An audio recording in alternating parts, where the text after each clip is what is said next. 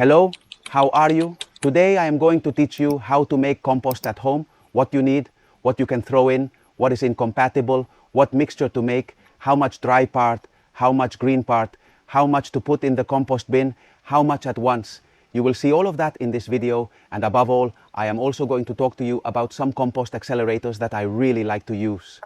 Because I think they change the speed at which the compost is made a little bit. You're going to learn how to compost, okay? And you're going to remove all those doubts, especially if it smells, if there are bugs. Today you learn all that. First of all, what is compost?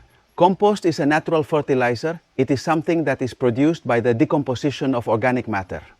And that ends up becoming a land, something that you find in a forest on the ground, because leaves fell, because there are animal excrement, because there are remains of flowers. All this is processed by microorganisms and insects and even earthworms. And so we get a final product with which we can fertilize the plants, crops, the land, the garden. Because in the end, we are putting organic matter and microorganisms into the earth, which are going to make the earth never stop improving. Where you can use compost once you have it made or buy it in pots at home, with indoor plants, in the garden, with rose bushes, in the orchard, with tomatoes. Everything allows you to compost because compost is nature itself.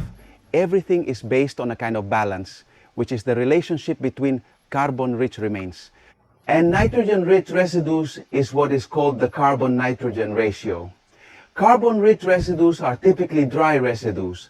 Those dry brown leftovers are a must to make quality compost, because if you only throw in very moist green leftovers, what you are going to cause is that it ferments negatively, and that's when it starts to smell bad. What do we get with carbon? With the dry remains, we make the mixture more fluffy, have more air chambers, and air is a fundamental part of making compost. And actually, I'm going to tell you about compost aerators. Then in the composting process, once the dry parts are mixed with the wet parts, at that moment when everything is mixed, there is always a temperature increase. How far can that temperature rise go? It can go from 40 or almost even to 70 O. That increase in temperature is very good, because if you have this with pathogens, with some bacteria or whatever, they usually die at those 60, 70 O. Okay, so in composting, the end product is something we could say, so it is disinfected from the bad, but it has many yeasts, good microorganisms that are capable of resisting that increase in temperature. And now I'm going to tell you where you have to put your composter. Compost bins are a square enclosure, a mountain on the ground, something you put like a mesh so you can dump the leftovers on top of that. You have to cover, or you don't have to cover. If you don't cover it, if it rains, it's gonna get too wet, okay? Then I'm going to talk to you about the amount of water you have to put in the compost for it to be done correctly. The ideal is that it does not rain on it, and that you are the one to manage the humidity it has. Especially because when it comes to airing it out, it will be very good if it is not completely soaked. I can tell you my personal case, and it is that I have always had compost bins, but the last one I got was completely free from my city council in Vigo with this 2030, the Green Deal and all that, and the reduction of waste and garbage, because the amount of garbage you generate at home is reduced enormously. If you compose, what they do is you sign up for a list and they hand out compost bins completely free. They also gave me a guide on how to make that compost, although, well, I'm going to explain it to you. Now it's completely free. A boy came here, he informed me at home that he does not advertise my city council, which also has its problems and successes. Okay, I don't want to do political advertising or anything, but I think probably at your city hall, especially if you don't live in Ciudad. Can he give you a free composter? And where did I put it? Where was the last one? My advice with compost bins is that you install them on the ground, because worms and a lot of microorganisms will enter from the ground that will greatly accelerate the process. Okay, so in a little corner of my garden, I placed my compost bin, removed the old one I had, which was very rotten, and installed this one that the city council gave me, full sun or shade. Ideally, it should be something a little intermediate, because full sun favors that increase in temperature so that the compost moves a little faster. And now comes the question of whether we have to put a little bit of a mesh so that mice, moles, or anything else don't get in. If you don't want anything to get in, you could put a galvanized steel mesh or even a plastic mesh, a grid of those used to border chicken coops. What I do not recommend is that you put a mesh of these plastic anti-weeds, because you will cause the water that precipitates to begin to accumulate. And what I told you about rot will occur due to an anaerobic reaction due to too much water load. Okay, so the best thing, I put it somewhere, you're not going to use it, and that's it. Now what? Do you start adding how much cardboard or dry grass or dry straw? And how much green part remains of tomato? And of all that, the ideal for me is almost a half and half, half dry, half wet. You always have to start by providing dry remains. Dry organic matter. What is that dry organic matter? Take note, straw is ideal. Straw is great because it breaks down cardboard very quickly, and my advice is to leave little pieces about this size. With this size, it's going to end up decomposing very quickly. You could beat it more if you see it's like vinyl. Don't use that cardboard because the vinyl is going to be left uncomposted in the composter. Third material dries the grass. But the dry grass, what you would have to do is put it for a while to dry. Notice this one is not completely dry yet, but there are already some parts that are moderately dry. This would already be perfect to add as dry leftovers, okay? You already know that coffee has a few uses, that you have a video on my channel that I leave you there about where to use and where not to use coffee. Potted coffee is prohibited. Watch that video, because if you are using it like this, you cause mold and you are using it wrong. Okay, my advice is that I know coffee, which is first look. Today I poured a coffee pot and I had a little more. I shake it like this and put it down. They even have it on the terrace in the sun to dry. Coffee as a dry residue, I like to use. Eggshells are a perfect dry material for compost. It has a lot of calcium carbonate, and in the end, the different nutrients that we are going to provide are also important. Okay, coffee, for example, has nitrogen, it has phosphorus, it has potassium, it has other things. And the calcium in a compost is going to make you a compost that's quite rich in calcium.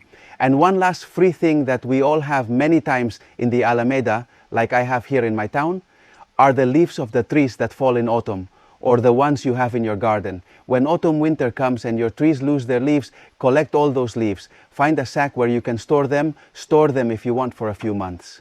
You can use them as padding in your orchard or garden, or you can store them and then chop them a little into the compost. Last dry remains? Well, threshing shavings in a bio shredder, your pruning remains also serve you, and sawdust or sawdust. Let's go with the wet part, the green remains or home remains of fruits and vegetables, all vegetables, whatever they are, especially if they are fresh vegetables. The ugly part that you remove at best from a cabbage, the outside part in a part of a lettuce, the stems of broccoli. If you don't like them, eat them. The remains of the flowers, for example, had these coves from my videos of coves that you can already see. I put them in some kind of little flower pot, and once they are wilted, this one is worth less. All the others are withered. I chew them a little, and the compost in general. There is no vegetable peel, no fruit or anything that makes the compost feel bad. Lemon, you can use lemon, orange, tangerine, all those very sour citrus. You can throw them away because they will end up compensating for that acidity with the other remains you have. In the end, variety is the best. The more varied the amount of green leftovers you throw in, the better. Same with the brown remains, huh? All those leftovers, I'm telling you, the browns and the greens, what you have to do is try them. Throw them out at the same time. That would be ideal. If not, every time you cast a guy, do like a mix. It's okay with a compost aerator, with your hands, with a fork or whatever, or if you have a rotating composter. Once you do it, add a few less so that everything is mixed. You don't have to be stirring from the base either. What happens is that with a compost aerator, you put these in the ground, and when you lift it, you remove the part that is already quite processed and full of microorganisms and put it in the uppermost part. So the whole top starts speeding up the composting process, and now comes the amount of water you have to put in your compost. Clean water? How much water would you add to start?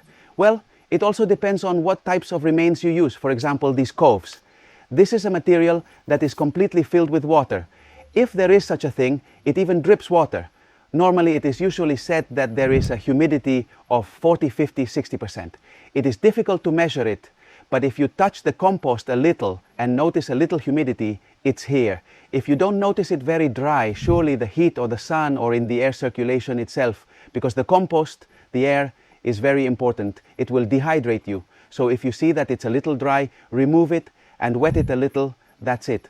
And the deadlines, how long does it take to make compost? And how can we speed up the initial compost? The one you start dry, if you never have a composter starts to put in all the remains, it can take you almost the first 1 year that passes. As there is more composted remains, everything accelerates because those composted remains have many microorganisms that begin to rise to the non-composted part that you are adding new when your composter is already completely up and running. As you fill it with remains and remove a little from the bottom, you remove remains. I would tell you that you can even use a large amount month by month and that compost in any way, huh? You can take it like this, throw it on top of the garden, throw it in the planters, lift the soil a little bit, throw it at the bottom, cover that compost again, because that is going to continuously regenerate you in the crop area. If you leave it very still, they don't make those air chambers where microorganisms and different things proliferate. 4 or 5 compost accelerators, many of which you can get completely free. The first compost accelerator is air. You air the compost bin and it speeds up a lot. Beer has a lot of barley and yeast that process organic matter very quickly. Okay, you have some beer left over from one you drank at home. Keep it, if so, mix it a little with the water you are going to use to water your compost. That speeds it up much more things. Nettle slurry, slurry from any plant, even grass slurry, corn slurry, you throw it in and it speeds up the composting process a lot. Because you are introducing a lot of bacteria that accelerate the entire process of decomposition of organic matter. 25G of bakery vegetables are given to you to make a lot of bread. You remove a little bit or half if so, or 1/4 of that little tablet. That shouldn't be 25G, you crumble it, and with that you water the compost. Those yeasts you introduce enrich the compost immensely. There is one more that I don't use and that I don't highly recommend using either. And it's in the urine. I understand that there are many people who don't like it, but hey, in the end realize that even dry baths are a composting process with dry straw, with sawdust where you do your needs. That goes a bucket spiral and then all that is processed. What about dry baths? It is one of the largest sources of ecological fertilizer in permaculture. And now I am going to give you a kind of small list of things that I would never use in compost. I would never use the feces and feet and from my cat or dog or whatever. Is animal manure worth it? Yes. A domestic or wild animal, a horse, a cow, a goat, a koi, a rabbit, that you have to take care of its needs. You can reuse that excrement because its diet is very natural. I can prepare a lettuce salad. I could use that unseasoned lettuce, but if I put oils here, if I put them in the compost, I am going to cause many microorganisms to suffocate because their area is covered with oil. They are, and they will not even be able to access the organic remains to eat and process them. And many of the microorganisms could even die from using those oils, the meat and fish, the leftovers, the fish bone that you didn't use or didn't eat. All of that can be composted, but my advice is that you do not do it because you are surely going to bring many animals that are not recommended to have in the compost, such as rats and small rodents. Compost has many uses in TD. Compost that you have a video on the channel. To improve the soil by putting a layer of compost on top of the soil without even finishing it. And above all, to make fertilizers in pots or wherever. And above all, you will realize that with the composter, you greatly reduce the amount of garbage you generate at home. I hope you found this video interesting. I'll leave a few here so you can see them. Subscribe to the channel that you have the subscribe button here. See you in the next video.